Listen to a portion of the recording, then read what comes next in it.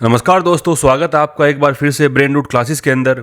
दोस्तों, आज हम डिस्कस करेंगे एक बहुत ही इंपॉर्टेंट और कंटेम्प्रेरी डेवलपमेंट जो कि इंटरनेशनल रिलेशंस के अंदर हुई है। ये है जीलोंग ट्रीटी अंडर ओकस, जिसको हाल ही में साइन किया गया। ये ट्रीटी ऑस्ट्रेलिया और यूनाइटेड किंगडम के बीच साइन हुई है और इसे ओकस फ्रेमवर्क का सबसे एम्बिटियस स्टेप माना जा रहा है। ट्रीटी की ड्यूरेशन है पूरे 50 साल की, यानी आधी सदी तक डिफेंस कोऑपरेशन का एक सॉलिड फाउंडेशन है ये। इसका फोकस है न्यूक्लियर पावर सबमरीन कोऑपरेशन और ये क्लियरली दिखाता है कि western alliance system Indo Pacific और यूरो अटलांटिक सिक्योरिटी को एक साथ जोड़ना चाहता है। दोस्तों, सबसे पहले समझते हैं कि जीलोंग ट्रीटी है क्या। इसे nuclear power submarine partnership and collaboration treaty भी कहा जाता है। इसका मुख्य उद्देश्य है कि joint design, construction, operation, sustainment और इवेंचुअल डिस्पोजल ऑफ एसएसएन ओकस सबमरीन्स। यहाँ पे जो एसएसएन है उसकी फुल फॉर्म है सबमर्सिबल शिप न्यूक्लियर, यानी nuclear powered attack submarines.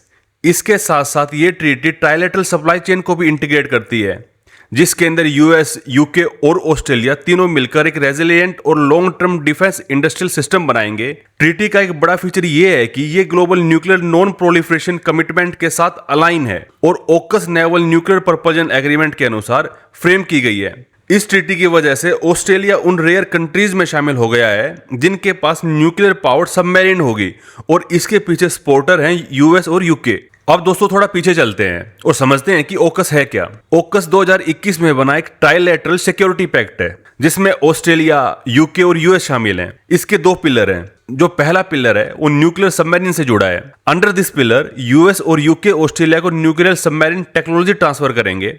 Timeline के अनुसार 2030 में यूएस ऑस्ट्रेलिया को वर्जीनिया क्लास न्यूक्लियर सबमरीन बेचेगा और 2040 तक यूके और ऑस्ट्रेलिया मिलकर एसएसएन ओकस नाम का एक नया सबमरीन क्लास को प्रोड्यूस करेंगे। सेकंड जो पिलर है वो एडवांस डिफेंस कैपेबिलिटीज पर फोकस करता है, जिसमें AI, cyber warfare, quantum tech, under sea system, hypersonics, advance information sharings और सिमुलेशन जैसे हाईटेक डोमेन शामिल हैं। यहाँ फर्क साफ दिखता है। जहाँ क्वाड ज्यादा डिप्लोमेटिक और सॉफ्ट सिक्योरिटी इनिशिएटिव्स पर फोकस करता है, वहीं ओकस हार्ड मिलिट्री पावर बिल्डअप करने का फ्रेमवर्क है। दोस्तों, अब जीलोंग ट्रीटी की स्ट्रेटेजिक सिग्निफिकेंस समझते हैं। सबसे पहली बात, ये यूएस लेड अलायंस सिस्टम को इंडो पैसिफिक में स्ट्रेंथन करता है और सीधे तौर पर चाइना की मिलिट्री राइज को काउंटर करने का एक अटेम्प्ट है। साउथ चाइना सी और इंडो पैसिफिक रीजन में चाइना की एग्रेसिव एक्टिविटीज को देखते हुए ये मैसेज दिया गया है कि वेस्टर्न अलाइज लॉन्ग टर्म के लिए कमिटेड हैं। दूसरी बात, रीजनल मिलिट्री बैलेंस को रीशेप किया जा रहा है। Nuclear power submarine diesel electric submarine से कहीं ज्यादा स्टेल्थी होते हैं। उसके अलावा फास्ट और लॉन्ग एंड्योरेंस वाली भी होती हैं।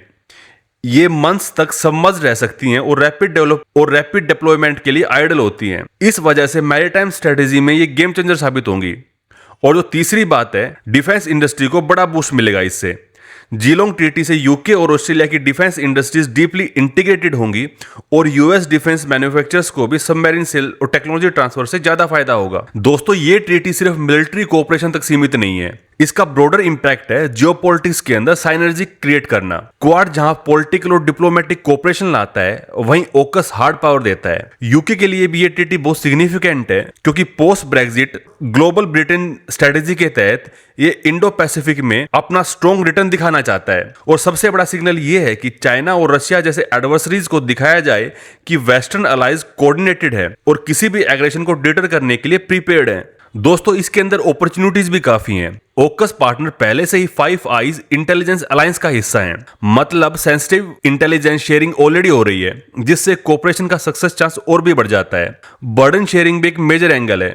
यूएस चाहता है कि ऑस्ट्रेलिया अपनी डिफेंस स्पेंडिंग का 3.5% ऑफ जीडीपी यहां तक बढ़ाए ताकि रीजनल सिक्योरिटी की जिम्मेदारी वो खुद उठाए। टेक्नोलॉजिकल एज भी क्रिटिकल है। Joint research and development, artificial intelligence और हाइपरसोनिक्स और साइबर वारफेयर में ओकस पार्टनर्स को अनमैच एडवांटेज देगा। और टाइमली रिस्पॉन्स की कैपेबिलिटी तो सबमरीन से साफ है। न्यूक्लियर सबमरीन 20 नॉट्स की स्पीड से ट्रेवल कर सकती हैं और डीजल इलेक्ट्रिक सबमरीन से कहीं ज्यादा एंड्योरेंस रखती हैं। इंडो पैसिफिक सर्विलेंस और कन्फ्लिक्ट सिचुएशन के लिए ये अनमैच्ड एडवांटेज है। लेकिन दोस्तों, चैलेंजेस और जो कंसर्न्स हैं वो भी कम नहीं है। सबसे बड़ी चैलेंज है डिलीवरी और टाइमलाइंस की। यूएस नेवी अब सिर्फ 1.13 Virginia class submarines per year produce कर रही है, जबकि ओकस कमिटमेंट्स फुलफिल करने के लिए 2.33 एनुअली चाहिए। ऐसे में डिलेज ऑलमोस्ट निश्चित है और ऑस्ट्रेलिया की ऑपरेशनल रेडीनेस 2040 तक डिले हो सकती है। दूसरा बड़ा कंसर्न है न्यूक्लियर प्रोलिफरेशन का। ओकस क्लेम करता है कि ये international atomic energy agency safeguards के तहत है और वेपन ट्रांसफर नहीं हो रहा। लेकिन क्रिटिक्स आर्ग्यू करते हैं कि पहली बार न्यूक्लियर प्रपोल्जन टेक्नोलॉजी का ऐसा ट्रांसफर हो रहा है और ये डेंजरस प्रेसिडेंट सेट कर सकता है। साउथ ईस्ट एशिया और पैसिफिक आइलैंड नेशन पहले ही मिलिटराइजेशन को लेकर चिंता जता चुके हैं। और तीसरा रिस्क है क्वाड को अंडरमाइन करने का। एक्सपर्ट मानते हैं कि अगर ओकस ज्यादा डोमिनेट हो गया तो क्वाड की रिलेवेंस कम हो सकती है, खासकर इंडिया जैसे कंट्रीज जो अलायंस में फॉर्मली बाउंड नहीं होना चाहते, उनके लिए स्ट्रेटेजिक क्रॉसरोड बन सकता है। इसके अलावा ओकस प्योरली वेस्टर्न डोमिनेटेड है। इसमें जापान, साउथ कोरिया और इंडिया जैसी एशियन पावर शामिल नहीं है, जिससे इंक्लूसिविटी के सवाल उठते हैं। और फाइनली चाइना का रिएक्शन भी बहुत शार्प है। चाइना ओकस को कंटेनमेंट स्ट्रेटजी और न्यू कोल्ड वार मिलिटराइजेशन के तहत देखता है और इसकी वजह से एक्सपेक्टेड रिस्पॉन्स जो है वो होंगे, जिसका रिजल्ट होगा rapid military modernisation, naval expansion और रशिया के साथ स्ट्रेटेजिक डीपनिंग होना। दोस्तों जीलोंग ट्रीटी को स्पेसिफिकली देखें तो ये पिलर फर्स्ट को डायरेक्टली एडवांस करता है। ये सुनिश्चित करता है कि यूके और ऑस्ट्रेलिया जॉइंटली एसएसएन ओकस सबमरीन डिजाइन और को प्रोड्यूस करें। ट्रीटी जो है 50 साल के लिए बाइंडिंग है, मतलब डिफेंस कोऑपरेशन का अनप्रेसिडेंटेड फ्रेमवर्क। इसके साथ ही इंटीग्रेटेड सप्लाई चेन्स क्रिएट किए जाएंगे ताकि जियोपॉलिटिकल शॉक से रेजिलियंस बनी रहे। यह ट्रीटी ऑस्ट्रेलिया की नेशनल डिफेंस स्ट्रेटजी और यूके की स्ट्रेटेजिक डिफेंस रिव्यू दोनों को अलाइन करती है और दोनों नेशंस को इंडो पैसिफिक सिक्योरिटी के लिए फर्मली कमिट कराता है। तो दोस्तों अब सवाल आता है कि इंडिया के लिए इसका क्या मतलब है।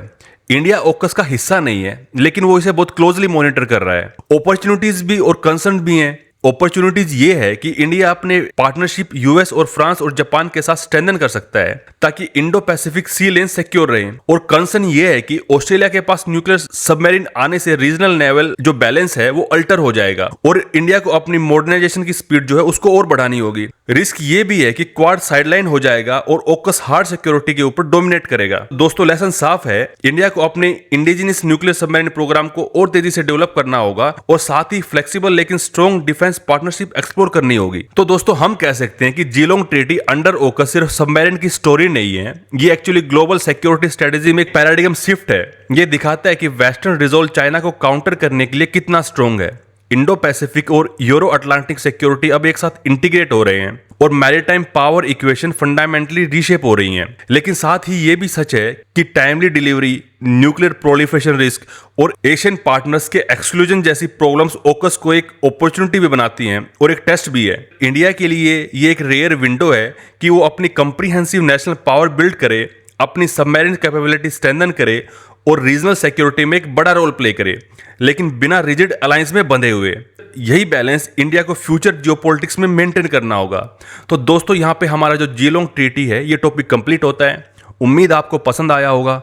अगर आपको ये टॉपिक अच्छा लगा हो तो कमेंट कर जरूर बताएं, अपने दोस्तों के साथ शेयर करें और बेल आइकन को दबाना बिल्कुल ना भूलें ताकि हर नए लेक्चर की नोटिफिकेशन आपको टाइम पर मिलती रहे। मिलते हैं अगले वीडियो में, तब तक के लिए धन्यवाद।